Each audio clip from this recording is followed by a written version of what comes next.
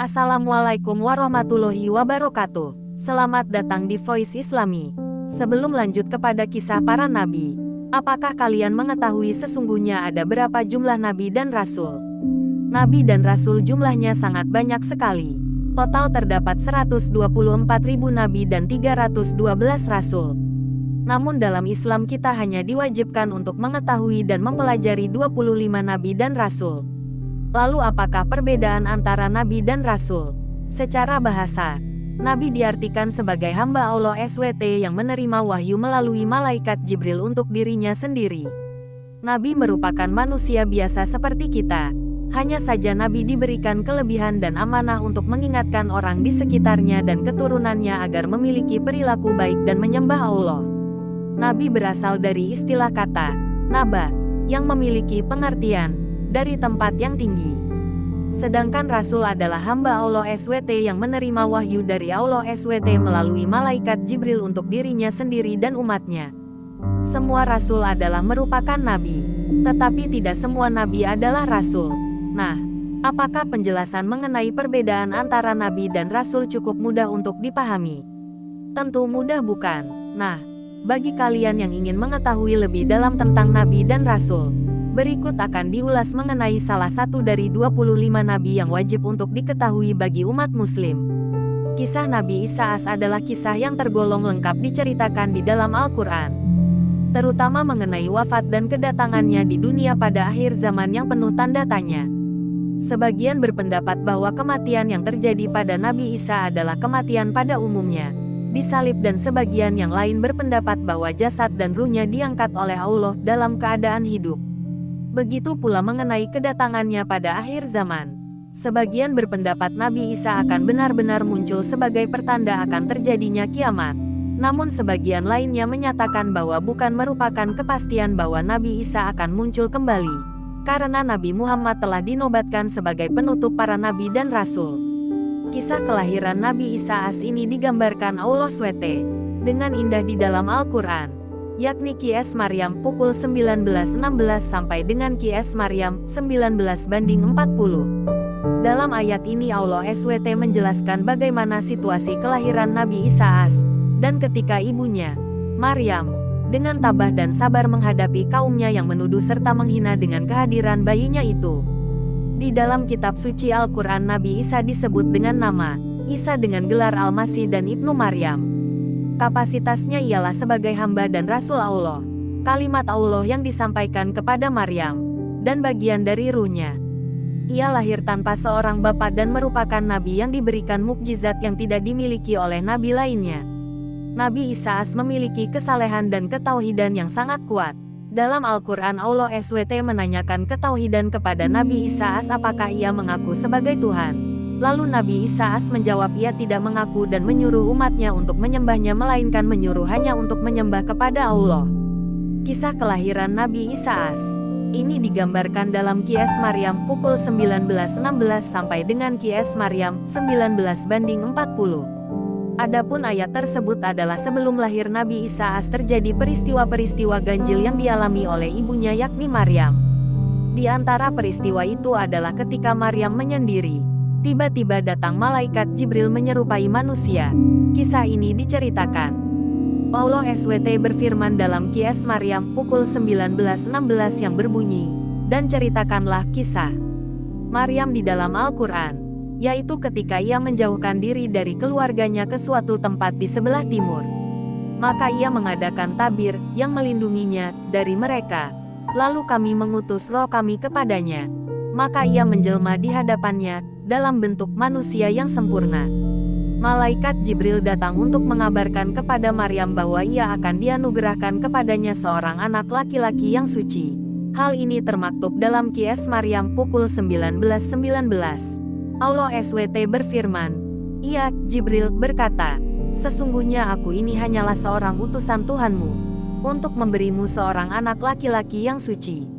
Semakin hari, usia kandungan Maryam semakin membesar sehingga telah tiba waktunya Maryam melahirkan seorang anak. Dengan rasa sakit, ia memaksakan diri untuk bersandar ke pangkal pohon kurma. Hal ini tergambar di dalam Qs Maryam pukul 19.23. Allah SWT berfirman, maka rasa sakit akan melahirkan anak memaksa ia bersandar pada pangkal pohon kurma.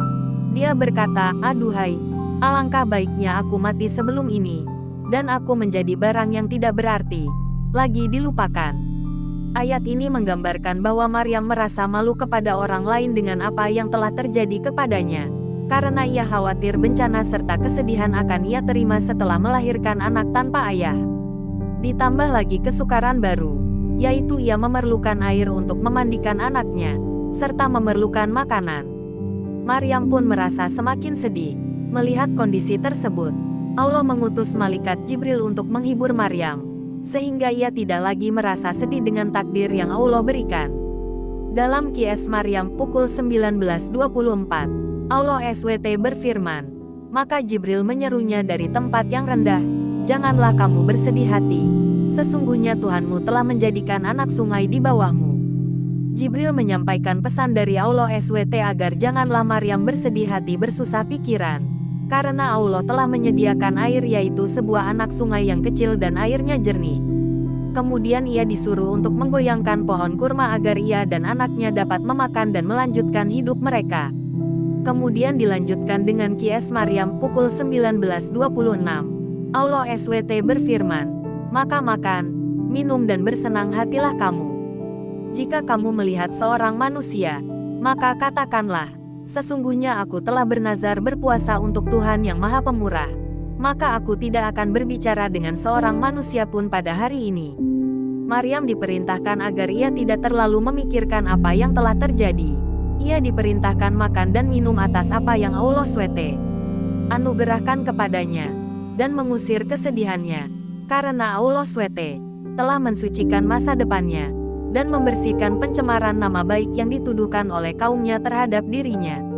Sehingga mereka yakin dan mengakui bahwa Maryam adalah sosok yang suci lagi bersih dari sifat-sifat yang tercela. Kemudian Maryam membawa Isa anaknya kepada kaumnya sebagaimana terdapat di dalam Qs Maryam pukul 19.27. Allah SWT berfirman, maka Maryam membawa anak itu kepada kaumnya dengan menggendongnya.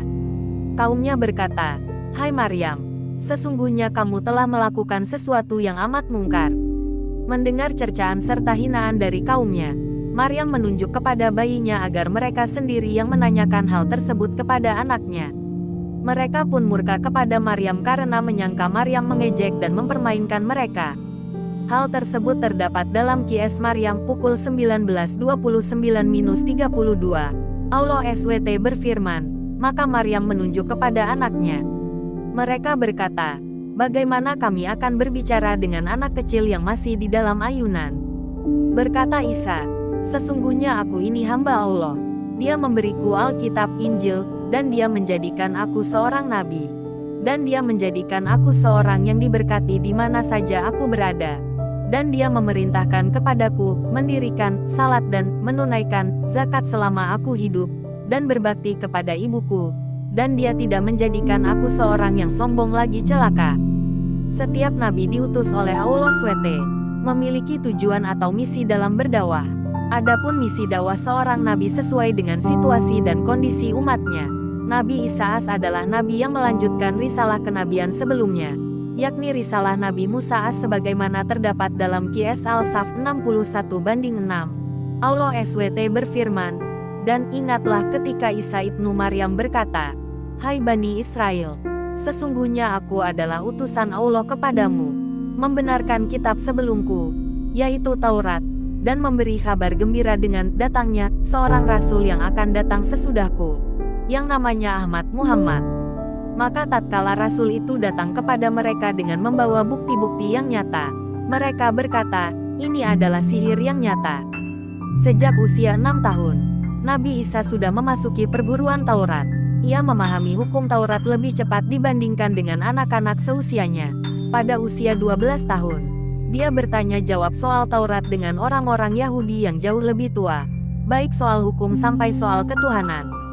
Setelah Nabi Isa berumur 30 tahun, malaikat Jibril datang sebagai utusan Allah SWT untuk mengangkat Isa menjadi Rasul Allah, menyambung pelajaran yang pernah diajarkan rasul-rasul sebelumnya dan memberi kabar kepada manusia tentang kedatangan seorang nabi terakhir yakni Nabi Muhammad SAW. Dalam Al-Quran tidak dijelaskan kapan Nabi Isa AS diangkat menjadi nabi, dan di mana tempatnya. Akan tetapi, perintah kenabian Nabi Isa AS dikenal sejak ia lahir dan sejak ia berbicara kepada Bani Israel ketika masih dalam buayan. Seperti yang terdapat dalam Qs Maryam pukul 19.30. Allah SWT berfirman, berkata Isa, sesungguhnya aku ini hamba Allah. Dia memberiku Alkitab Injil, dan dia menjadikan aku seorang nabi. Salah satu tujuan Nabi Isa AS yakni memberitakan bahwa di kemudian hari akan diutus oleh Allah SWT seorang rasul, yakni Nabi Muhammad SAW yang dibekali sebuah kitab suci Al-Quran, yang berisi ajaran-ajaran Allah SWT, yang membenarkan kitab-kitab suci sebelumnya yang akan disampaikan kepada manusia. Dalam Qs As-Saff 61:4, Allah SWT berfirman, dan ingatlah ketika Isa ibnu Maryam berkata, hai Bani Israel, sesungguhnya aku adalah utusan Allah kepadamu, membenarkan kitab sebelumku, yaitu Taurat, dan memberi kabar gembira dengan datangnya seorang rasul yang akan datang sesudahku, yang namanya Ahmad Muhammad. Maka tatkala rasul itu datang kepada mereka dengan membawa bukti-bukti yang nyata, mereka berkata, ini adalah sihir yang nyata. Nabi Isa semakin berani mengoreksi para ulama Yahudi yang dianggap menyeleweng dalam ajaran Taurat. Dalam berdakwah Nabi Isa AS terkenal sebagai seseorang yang sering berkelana, berpindah-pindah tempat untuk membawa kabar gembira akan keselamatan. Di perjalanan Nabi Isa AS melarang pengikutnya membawa tongkat, bekal, uang dan senjata. Misi Nabi Isa AS dalam berdakwah adalah menyiarkan agama yang benar, membongkar akan kesalahan dan kesesatan pendeta Yahudi yang telah jauh menyimpang dari ajaran Nabi Musa AS yang sebenarnya.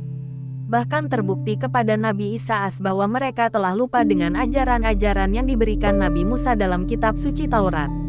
Sudah banyak pula yang tidak kenal kepada Allah SWT. Nabi Isa AS menyampaikan kehadirannya memerintahkan untuk menyembah Allah SWT. Hal tersebut diungkap dalam Qs Az-Zukhruf 43:63-64. Allah SWT berfirman, dan tatkala Isa datang membawa keterangan dia berkata, sesungguhnya aku datang kepadamu dengan membawa hikmat 10 dan untuk menjelaskan kepadamu sebagian dari apa yang kamu berselisih tentangnya.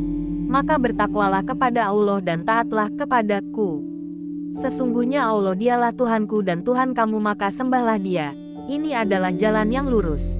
Mukjizat yang dimiliki para nabi sebagai pemberian dari Allah SWT untuk menghadapi para penentangnya, dan memperlihatkan kebenaran kerasulan serta kenabiannya, sehingga ajaran yang dibawanya dapat diterima umat manusia, baik pada masa Nabi maupun sesudahnya. Adapun mukjizat yang dimiliki oleh Nabi Isa AS yaitu 1. Dapat berbicara dengan manusia saat masih dalam buayan. Hal ini terjadi ketika ibunya datang kepada kaumnya dan mereka menuduh Maryam berzina. Kemudian Nabi Isa AS berbicara yang pada saat itu masih dalam buayan. Inilah mukjizat Nabi Isa AS yang tampak pertama kali. Hal ini terdapat dalam Qs Maryam pukul 19.30-31. Allah SWT berfirman, berkata Isa, sesungguhnya aku ini hamba Allah. Dia memberiku Alkitab Injil, dan dia menjadikan aku seorang nabi. Dan dia menjadikan aku seorang yang diberkati di mana saja aku berada. Dan dia memerintahkan kepadaku, mendirikan salat dan menunaikan zakat selama aku hidup. 2. Menciptakan sesuatu dari tanah liat menyerupai burung. 3. Dapat menyembuhkan orang sakit dan menyembuhkan orang buta. 4. Menghidupkan orang mati. 5. Berjalan di permukaan air. Menurut ahli kisah Al-Salabi menceritakan bahwa Nabi Isa AS dapat berjalan di atas permukaan air dan tidak tenggelam. Mukjizat ini tidak diceritakan dalam Al-Quran. 6. Dapat memberitahu manusia tentang apa yang mereka makan dan apa yang mereka simpan di rumahnya. Allahu a'lam bishawab.